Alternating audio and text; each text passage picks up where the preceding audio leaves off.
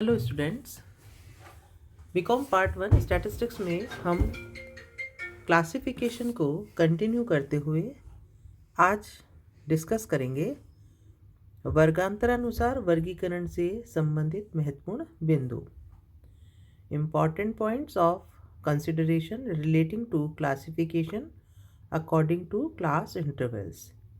तो 3 important points जो हम इसमें देखेंगे वो है, सबसे पहले असमान वर्गांतर अनइक्वल इंटरवल्स, फिर है मध्य बिंदुओं से वर्ग बनाना, framing of groups with mid values, mid point, centre values, and third and last खुले सिर वाले वर्ग, ओपन एंड क्लासेस।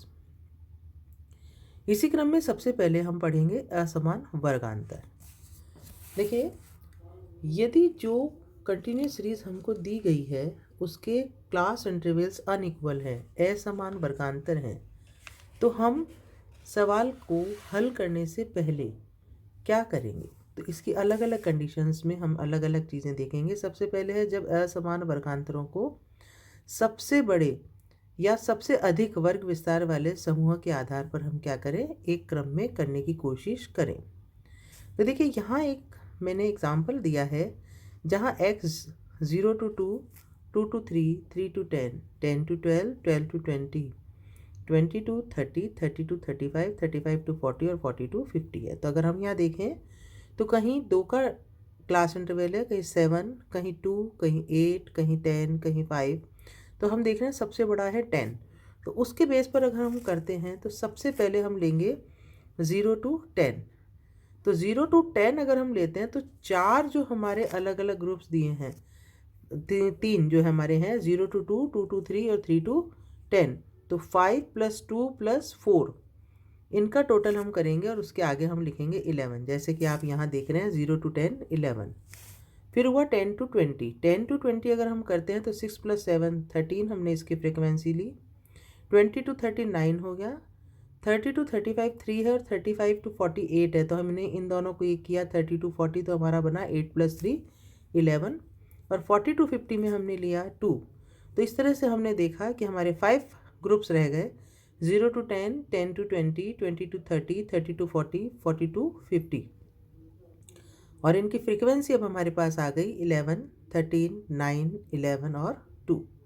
अब हम इसमें चाहे मीन निकालें, मीडियन निकालें, मॉड निकालें, पार्टीशन वैल्यूज़ निकालें, चाहे हम कुछ भी और निकालें, हमारा कोई भी जो है हमारी रिसर्च का, अनुसंधान का जो भी माध्यम हम निकालें वो इससे हमारा निकल गया, क्योंकि सब क्लास इंटरवल्स इक्वल हमने कर दिए।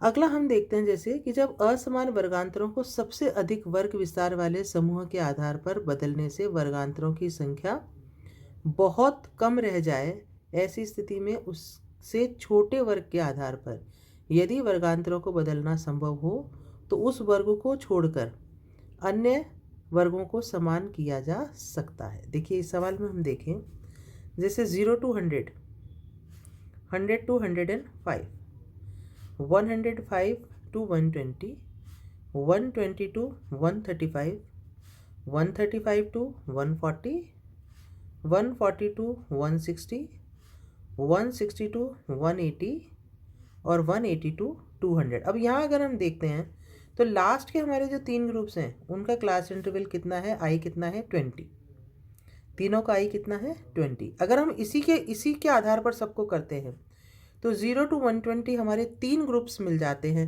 3 ग्रुप्स का मतलब कितना हुआ कि हमारी फ्रीक्वेंसी हुई 5, 11 और 17। इन तीनों को अगर हम मिक्स कर देते हैं तो हमारे पास 33 हो जाता है, और 120 to 140 कर देते हैं तो जो हमारी फ्रीक्वेंसी है 15 और 30, इनका टोटल 45 हो जाता है। तो ऐसे में हम ये देख रहे हैं कि जो हमारे ग्रुप्स हैं वो बहुत कम हो गए, 5 ग्रुप्स मिलके हमारे पास सिर्फ 2 ही ग्रुप्स रह गए। तो हम क्या करेंगे ऐसे में स्टूडेंट्स, हम फर्स्ट ग्रुप जो 0 to 100 है उसको एज इट इज़ रखेंगे और उसकी फ्रीक्वेंसी हम ले लेंगे 5। अगले को हम 100 to 120 कर देंगे और 11 + 17 को मिला के 28 कर देंगे। फिर 120 to 140 भी हम इजीली कर पाएंगे और हमारी फ्रीक्वेंसी अब टोटल कितनी हो जाएगी 45। तो हमने क्या किया, जो हमारे ग्रुप बहुत कम हो रहे थे संख्या में, उनको हमने क्या किया बहुत कम नहीं किया। 5 को हमने 3 में कन्वर्ट कर लिया, 2 ही ग्रुप हमारे कम हुए, बाकी तो हमारे सब इक्वल थे ही। तो 140 to 160 एज इट इज़ रह जाएगा 22, 160 to 180 एज इट इज़ 9 रह जाएगा, और 180 to 200 हमारा 2 रह जाएगा। इस तरीके से हमने जो एक ग्रुप था उसको हमने सिर्फ छोड़ा, बाकी को सबको हमने समान कर लिया। इसी तरह अगला हमारा आता है, जब असमान वर्गांतरों को समान करना असंभव हो तब श्रेणी को समान वर्गांतरों में परिवर्तित नहीं करते। देखिए ऐसी कंडीशन हो जाए कि जहाँ पॉसिबल ही नहीं है, जैसे कि इस सवाल में आप देखें 0 to 10 में 10 का आई है, 10 to 12 में 2 का, 12 to 25 में 13, 25 to 14 50, 40 to 60 20, 60 to 70 10 और 70 to 200 21। यहाँ बिल्कुल असंभव है। तो इस श्रेणी में वर्गांतरों को बदलना संभव ही नहीं है, क्योंकि इसमें ना तो सर्वाधिक वर्ग विस्तार आ रहा है और ना ही क्या हो रहा है, इसमें सबसे कम के आधार पर हम इसको परिवर्तित कर पा रहे हैं। तो हम अगर इसको कोशिश भी करें तो ये हम इसको एक इक्वल क्रम में नहीं ला सकते, अतः इसको इसी रूप में रहने देंगे और इसी क्रम में हम इसको क्या करेंगे, जो भी हमें इसमें माध्य की गणना करनी है वो हम करेंगे। अब आता है मध्य बिंदुओं से वर्ग बनाना। देखिए मिड वैल्यूज़ क्या होते हैं, जैसे मैंने अभी आपको पिछली क्लास में पढ़ाया था, L1 प्लस L2 को जब हम टोटल करके 2 से डिवाइड कर देते हैं तो हमारे पास मिड वैल्यू या मिड पॉइंट या सेंट्रल वैल्यू या सेंटर पॉइंट हमारे पास आता है। लेकिन अगर सवाल में आपको सेंटर पॉइंट दिया गया है तो अब आप किस तरीके से श्रेणी तैयार करेंगे। तो यहाँ देखिए हमें मिड वैल्यू कितनी दी गई है, 8.5, 13.5, 18.5, 24.5, 34, 47.5 और 60। देखिए स्टूडेंट्स, मैं आपको एक चीज़ यहाँ क्लियर कर देती हूँ इस सवाल को समझाने से पहले। अगर मिड वैल्यू सवाल में दी गई है और हमें ग्रुप्स बनाने हैं तो सबसे पहले हम देखेंगे कि जो मिड वैल्यूज़ दी गई है उनका क्लास इंटरवल समान है या असमान। फॉर एग्जांपल मिड वैल्यूज़ आपको दिए गए हैं, सपोज करिए 10, 20, 30, 40, 50। अब ये जो 10, 20, 30, 40, 50 है तो सेंटर पॉइंट, लेकिन इन सब का क्लास इंटरवल आई कितना है, 10। यहाँ हमारे लिए ग्रुप्स बनाने बहुत आसान है, इनके क्लास इंटरवल्स तैयार करने बहुत आसान है। कैसे करेंगे हम, कि जो फर्स्ट सी हमारा सेंटर पॉइंट है, जो सेकंड सेंटर पॉइंट है, उन दोनों का आई हमने निकाला तो वो कितना आया, 10।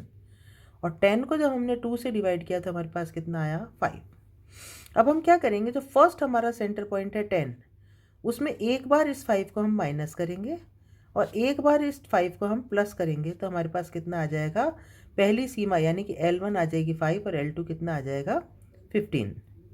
तो जो हमारा 10, 20, 30, 40, 50 है उसमें फर्स्ट ग्रुप का हमारा L1 होगा 5 और L2 कितना होगा, 15।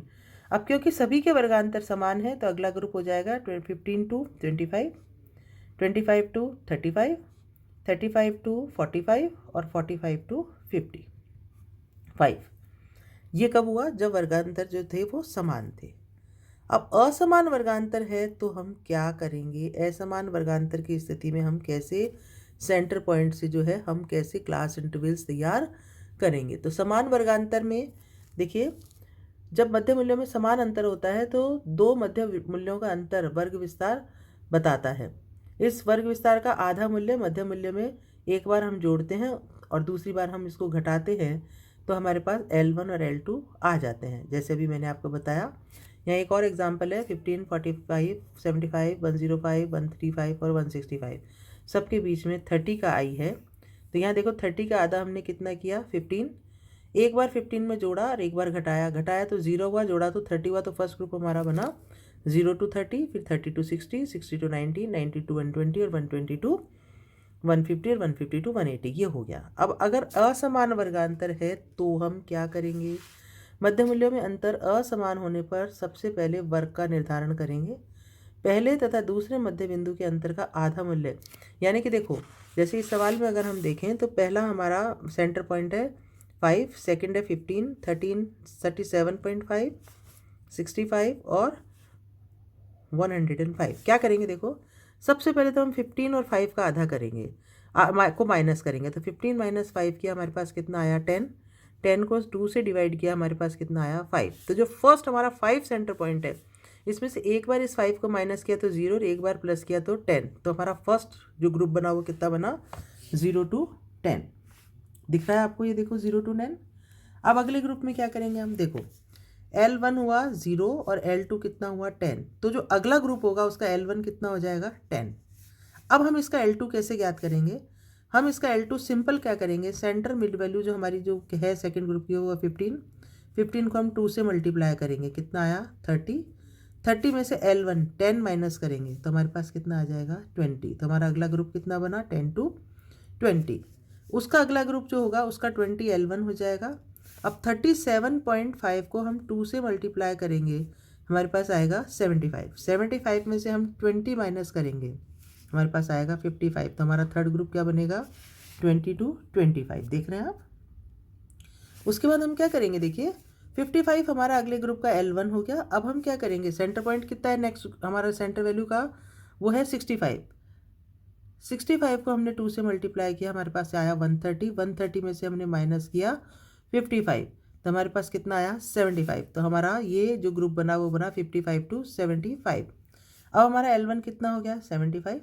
अब 75 के बाद हमारा लास्ट जो सेंटर पॉइंट है वो कितना है 105। तो 105 इंटू 2 इज इक्वल टू 210। 210 में से हम माइनस करेंगे 75 तो हमारे पास कितना आया 135। तो हमारा ग्रुप बन गया 75 to 135।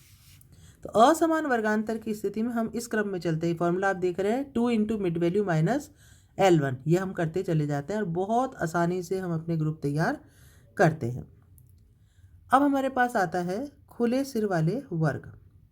देखिए खुले सिर वाले वर्ग से यहाँ क्या तात्पर्य है, खुले सिर वाले वर्ग वो होते हैं जो कंप्लीट ग्रुप में नहीं हमारे पास होते। वो किस तरीके से होते हैं, उनको हम कंप्लीट बनाते हैं।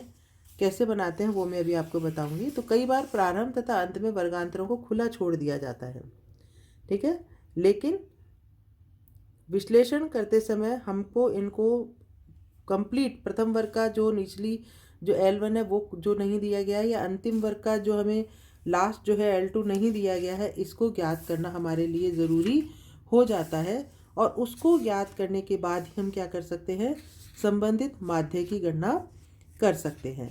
तो ऐसे जो खुले सिर वाले वर्ग होते हैं इन्हें हम कंप्लीट करने के लिए क्या करते हैं, मैं आपको इसको समझाती हूँ। जैसे सपोज करिए हमें दिया less than 10, less than 20, less than 30, less than 40। तो हम क्या करेंगे, देखो कि जो हमारा फर्स्ट और सेकंड जो इन्होंने हमें इस तरीका से ओपन एंडेड दिया है उसका आई हम ज्ञात करते हैं, क्लास इंटरवल हम ज्ञात करते हैं, और क्लास इंटरवल ज्ञात करके हम इसको कंप्लीट ग्रुप बनाने की कोशिश करते हैं। अगली क्लास में मैं आपको बताऊंगी कि अगर आपके सवाल में खुले सिर वाले वर्ग दिए हैं या ओपन एंड क्लास दी गई है तो हम किस तरीके से इनके वर्ग बना के वर्गांतर तैयार करके हम संबंधित माध्य की गणना करेंगे। धन्यवाद।